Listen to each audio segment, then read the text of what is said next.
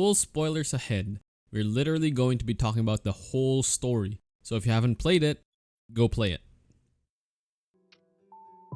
In few words, if I could describe the whole 2.1 story patch, I would say it was rushed. Alright, before we start this video, I just want to say I've tried really hard to like the story. I asked around why people like the story so that I can try and understand different perspectives of it. And don't get me wrong, it's completely fine to like the story. I'm not saying you shouldn't, but 2.1 for me is a mess. And this video will show you why I think that is. Now I'm talking about the story from a completely narrative standpoint. I like the visuals and the music of the story, but the narrative had a lot of plot threads that lead nowhere, nonsensical decisions for plot conveniences, arbitrary plot hooks just to drive the story forward, a lot of things that shouldn't make sense and was only there because plot. And worse yet, a lot of wasted potential. They set up so many things in 2.0 that fell flat in 2.1. It's just disappointing. They even tease Raiden's 3 friends, but we don't even hear about them throughout the entire story. I already made a video about the lore changes, and I think concerning the lore, it's fine. It doesn't really break lore too much. There were just a few things that could have been done better regarding the lore. I love Genshin, and after writing this script, I thought seriously hard if I should even make a video about it. But things like this should be criticized instead of blindly praised, or it'll just happen again. So here we are.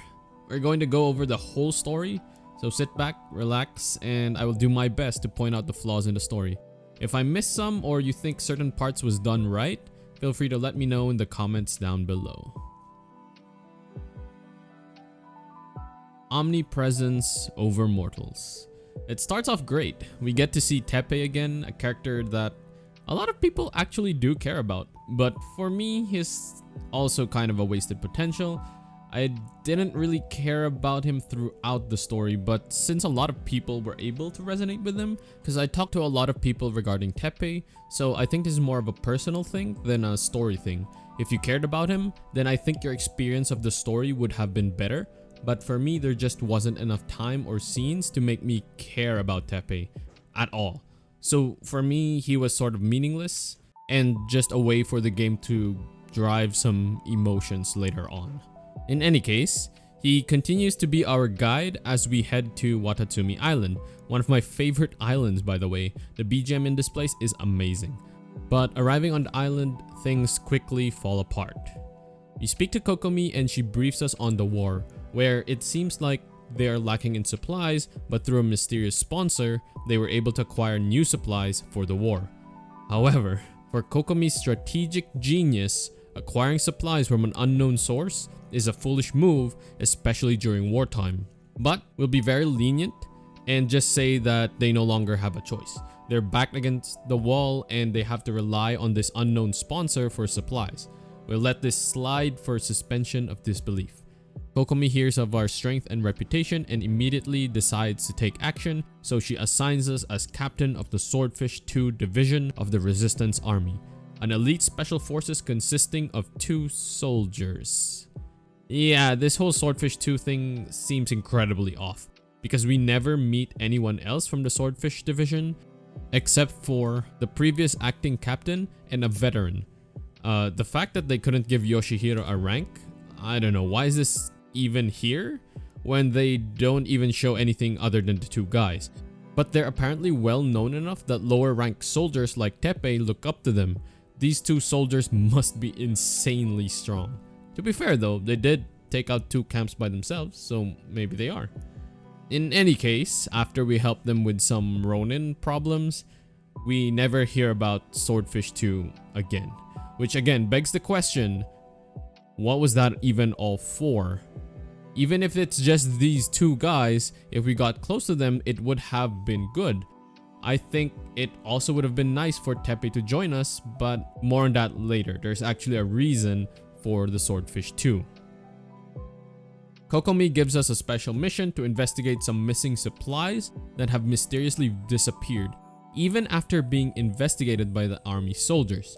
Now, this is a minor nitpick, but the resistance army is severely lacking in supplies that they have to get supplies from an unknown sponsor, risking the potential dangers that come with it. But their supplies go mysteriously missing, and the investigation about it is not urgent? Anyway, she asks us to wait for Teppei and then pick a day when we can go to the island where their supplies are disappearing. We are treated with this black screen and text saying that we trained with our squad. Why? Couldn't they have given us actual time to train with our squad or even meet the rest of our squad? I mean, sure, it's just a small thing, but they established this whole thing with Swordfish 2. You'd think they'd want to show us more. We already did similar training in 2.0. Remember the archery thing in the resistance camp? Remember that? They could have also created some mini games with this, maybe a dummy that we can test damage on to show the resistance army.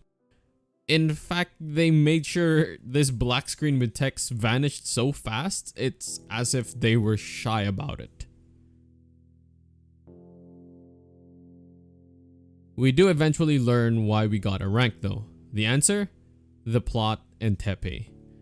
Let me explain. A few days pass and we meet with Teppei again. He even asks us how Swordfish 2 is treating us, and we get to answer with some random stuff. We hear about his achievements and that he was promoted and given a squad of his own known as Herring 1. This is why we were given Swordfish 2, as a driving motivation for Teppei to catch up with us and give him a tangible goal to show that he is somewhat catching up with us, because you can't really expect him to beat a Harbinger or a Dragon, so that his ambition can come into play later, or rather his obsession. Now this here is another annoying thing. We learned from Teppei there was a recent naval battle that they had won, and Teppei apparently played a big part in it. Now if the resistance army is strapped for soldiers and supplies, you'd think they would want their best troops out on the field, especially with how they view the traveler as an incredible asset for the army. But we neither see nor even hear about this naval battle until this very moment. This goes on for the entire war, by the way. We don't even know where the front line is. A classic mistake of not showing and just telling. Anyway, Teppei is called by his squad mates and he promptly leaves. And here's another weird thing. Kokomi asks us to wait for Teppei to come back so we can pick a date just to go to the ruins with him. But then suddenly we don't do that? And instead we just go ourselves. We don't even bring it up. It's like they already forgot what they just said 5 minutes ago.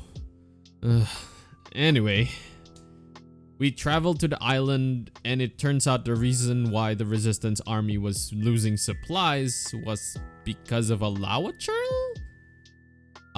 What? But okay, maybe the lava churl smelled the supplies and ate it or something.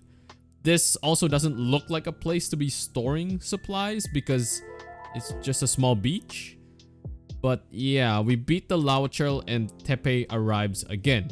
What was the point of this again? We could have gone to this island with Teppei, as Kokomi suggested, and maybe fought alongside him, where they could have given hints about what was going on with him. Well, okay, there was a point and there was hints. It's for Teppei to once again just tell us that he beat some of the Shogun's elite samurai, and for us to notice that he looks sick and his hair has grown gray. He also gives us an info dump about Orobashi, but that leads nowhere. And again here, in this very short time, we literally were just speaking to Teppei 5 minutes ago before we went on this island. We once again hear of his major accomplishments, and this time beating elite shogunate samurai we only hear about. In case you don't know, it's canon that the traveler can use waypoints. We know this because Catherine acknowledges this. So literally in a span of a few minutes, if you choose to continue the Archon Quest immediately, Teppei went from having his own squad and that squad dealing with the shogunate samurai to meeting us on this beach. Apparently they can use the waypoints as well.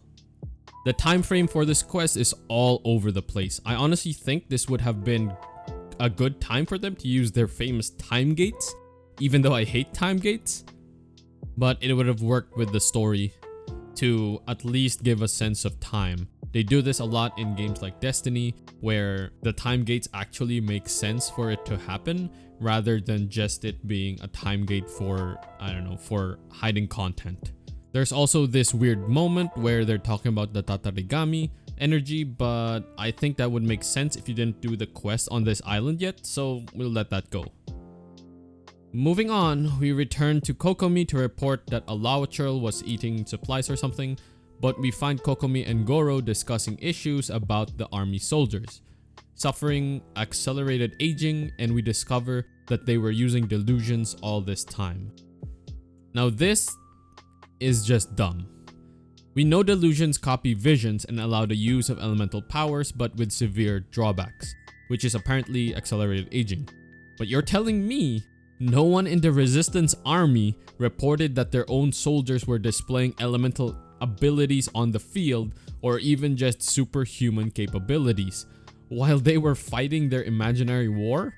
No one noticed the accelerated aging until it was too late?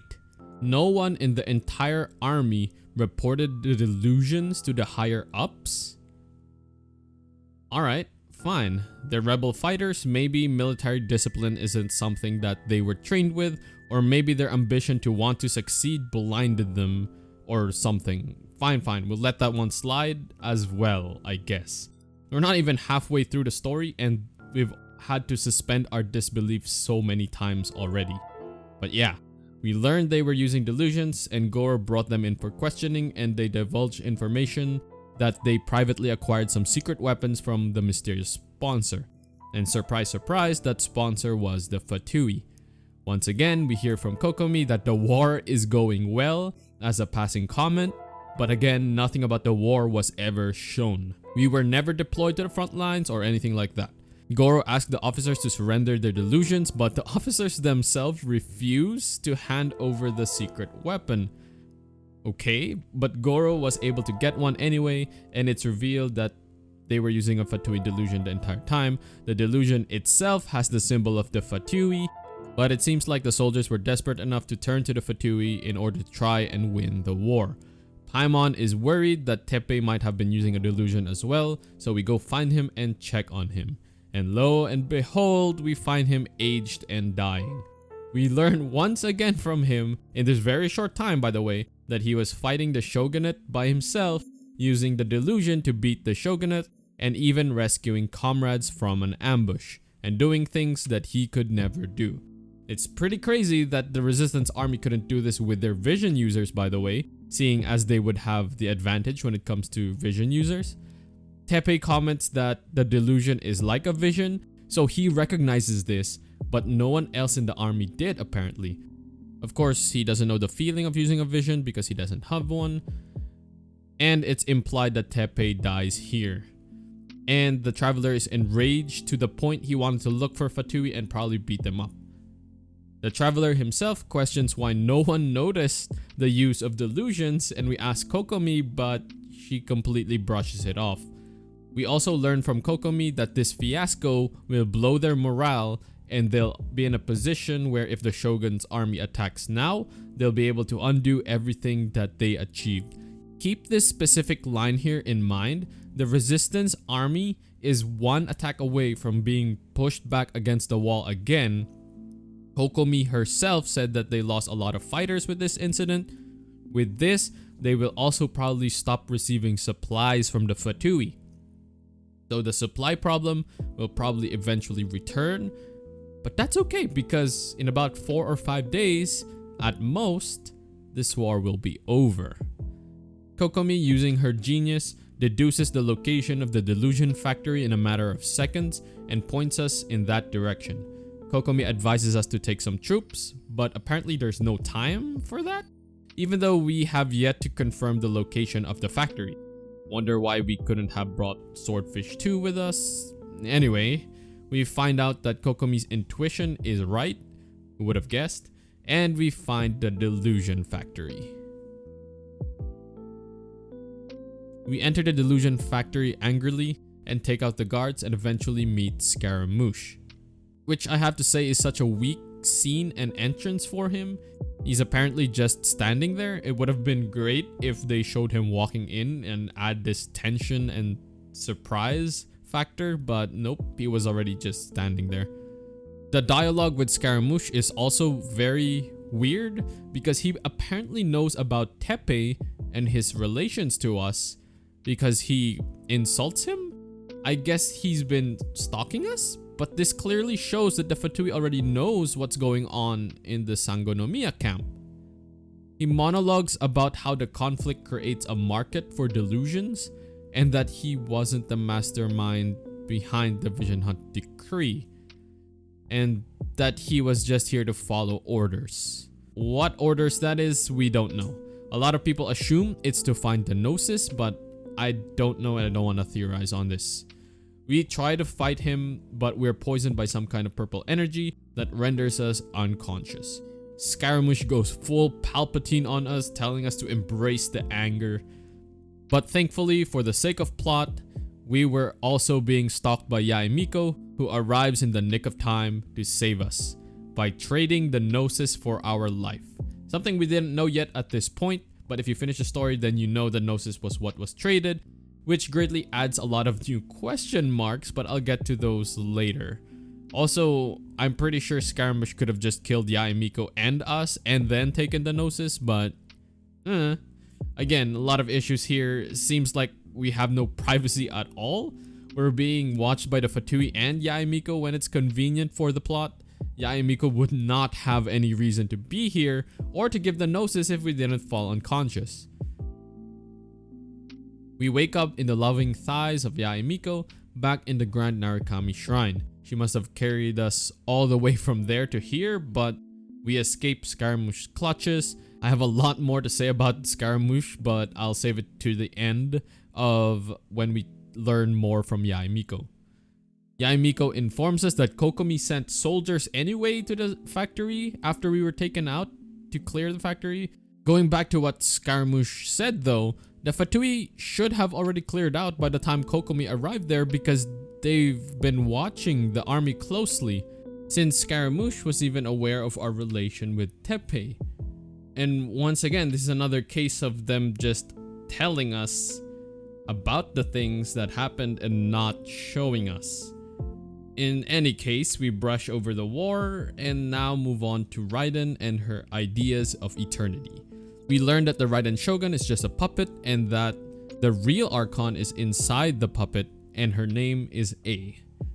Yae Miko also expresses her intent to defeat the Raiden Shogun and abolish the Vision Hunt decree, not by talking her out of it or through an armed resistance, but by defeating A inside her plane. That way, it will preserve Inazuma still instead of destroying it. A far-fetched plan with a lot of problems, but maybe Yae already laid the groundwork for the plan to succeed. Spoiler alert, she didn't. Before we proceed with the plan though, she needs to see what we're capable of and gives us some anti-Raiden Shogun training. A largely useless portion of the story because even after it, Yae Miko just straight up tells us that we can't beat A. Anyway, in between the training, she does talk about A and how she's turning into a hikikomori by locking herself into that plane. She tugs at our heartstrings, letting us know that A is suffering as well and that we should probably excuse all the people she's murdered and visions she's captured and the war that raged under her nose, etc, etc. But yeah, after some more conversation with her, she asks us what the Resistance Army's chances of winning are. And keep this in mind, we can only say that they don't have a chance of winning. Yae confirms this as well, saying that they've only occasionally bested the Shogun's army because their visions were taken and they're ultimately, her words, helpless.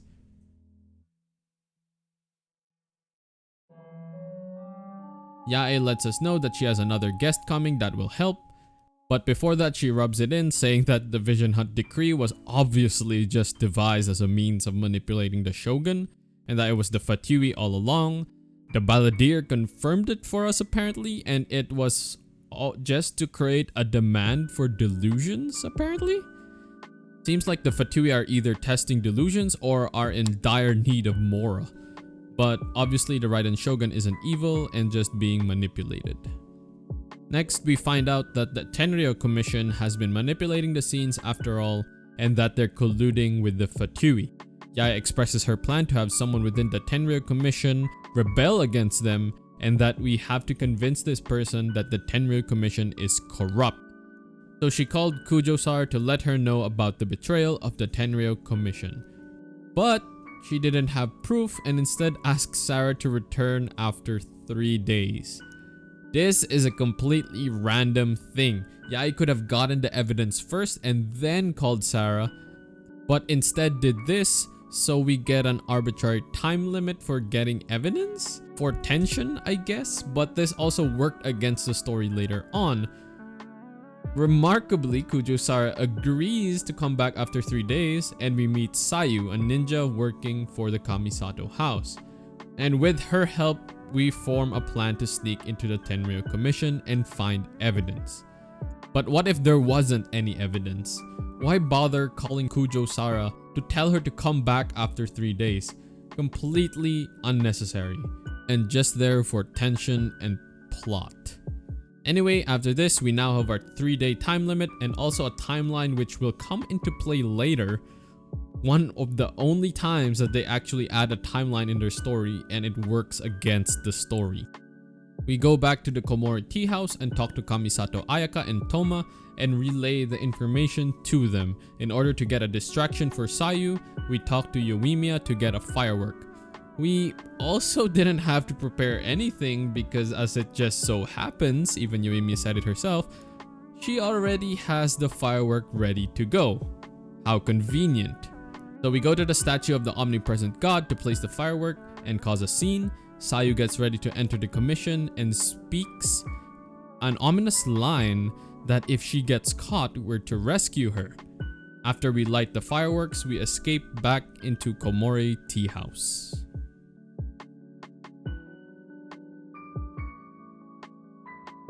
Now this is another disappointing scene for me, with a lot of wasted potential. We could have played Sayu during the heist like we did in Mondstadt when we tried to get the Holy Lyre, but with more functionality because we actually have mini games that involve hide and seek now, and it could have been great. Again, wasted opportunity. Narrative wise though, it's fine I guess. We wait for a while and Sayu comes back with the MacGuffin that we need. And again, they just tell us but don't show us anything. It's revealed that the Tenryou Commission is manipulating the Raiden Shogun by giving her false information, and she doesn't even know that a war exists. Or at the very least, isn't very damaging to Inazuma. It just took a bunch of flowery words to convince the Shogun that there was no war apparently.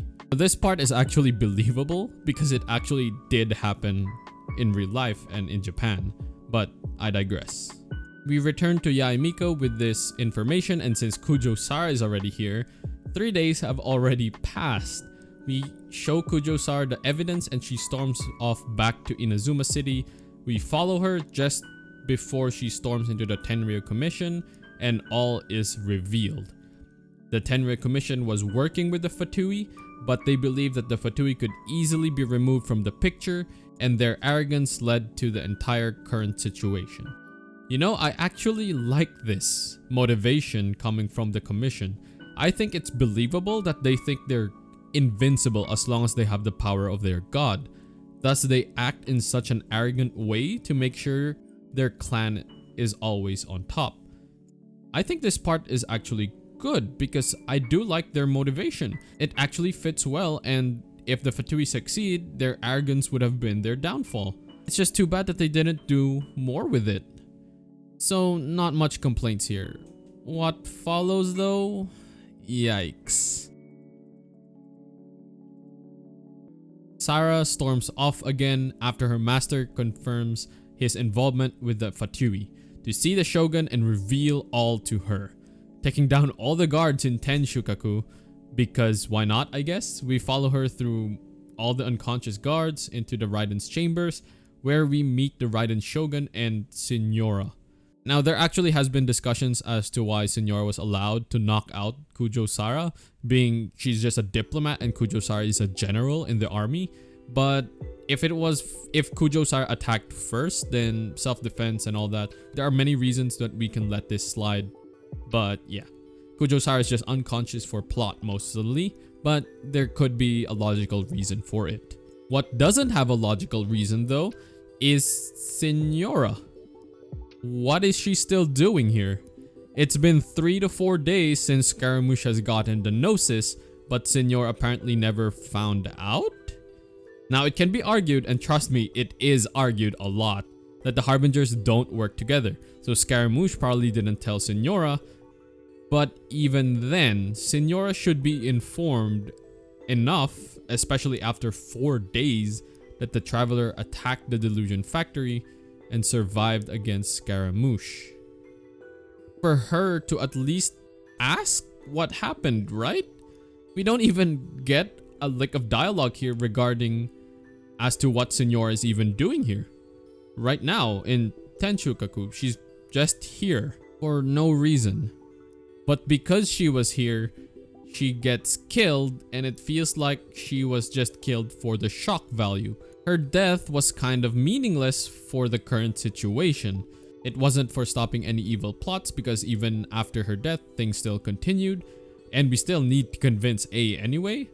It wasn't to stop the Gnosis from being taken because it was already gone. At best, it was revenge for kicking Venti and pure hatred for her, which is probably fine for some people if that was the case. It's just weirdly placed in Inazuma. After defeating Signora and Raiden, killing her, she accepts our honor and allows us to leave Tenshukaku. We leave and get some weird thunderstorms outside. Traveler seems to be having a headache. This part kinda came out of nowhere for me. It feels like this was the first time the Traveler saw someone being killed or something. Or maybe he witnessed too much of the Raiden's power. I don't know why he was having a headache. There are even some theories out there that this was Scaramouche's doing, but I don't know. It's fine, it's for dramatic effect, I guess. It's after this scene that, in my opinion, is one of the worst cases of consistency in the story. We take one step out of Tenshukaku, and the Raiden Shogun immediately takes back her word and tries to kill us by appearing behind us and attempting to slash us. I mean, technically we're outside of Tenshukaku, so I guess it makes sense to try and kill us now. But again, in a stroke of good luck in the Traveler's 5-star plot armor, Kazuha, Goro, and the gang defeated the Shogun's army and made it all the way to Tenshukaku, even though 4 days ago, they were all backed against the wall where Kokomi herself said if they get attacked, they'll lose all progress. But maybe the Shogun's army only had Kujo Sara as their general, and as soon as she went on a break, the army's rank and file failed? And it only took 3 days for the resistance to win the imaginary front line and break into Inazuma City and appear in front of the castle of the Shogun herself. This is also, by the way, the only time we ever see Kazuha in 2.1. But yeah, thanks to that convenient turn of events, Kazuha was able to save us from Raiden. No complaints here, this was a cool scene. I love the idea of Kazuha being able to wield his friend's vision for even for a short while, showing everyone that the Musono Hitotachi can be beat. We attack Raiden Shogun in order to save the resistance members because we know that they can't beat the Raiden Shogun. And instead of trying to kill us, she pulled us finally into the plane of Euthymia. Damn, she changes her mind a lot. From allowing us to live, then wanting us dead, then wanting to talk to us. I have no complaints about this whole fight and scenes. It was awesome and I love the music, the battle, and the visuals. Though I didn't even notice at first that we were channeling Teppei because I already forgot about him. But yeah, no complaints here until we beat Raiden. And she explains her backstory. Now the twin sister thing may have come out of nowhere, but there were actually theories stating Baal's real name would be Beelzebub because of how it is in the demonic lore thing, but I won't go into that.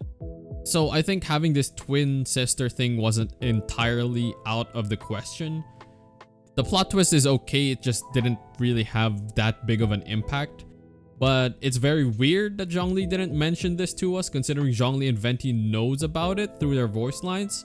This also puts A at around 2,600 years old, like Venti, since she was present during the Archon War. But yeah, that's a discussion for another video. Any case, after Yai's TED talk about friendship and eternity, it shakes A's will and she abolishes the Vision Hunt decree. It's assumed everything goes back to normal. How they went back to normal so fast though, or how much time it took for that to happen, we don't know. But we appear again in Narukami's shrine to talk to Yai.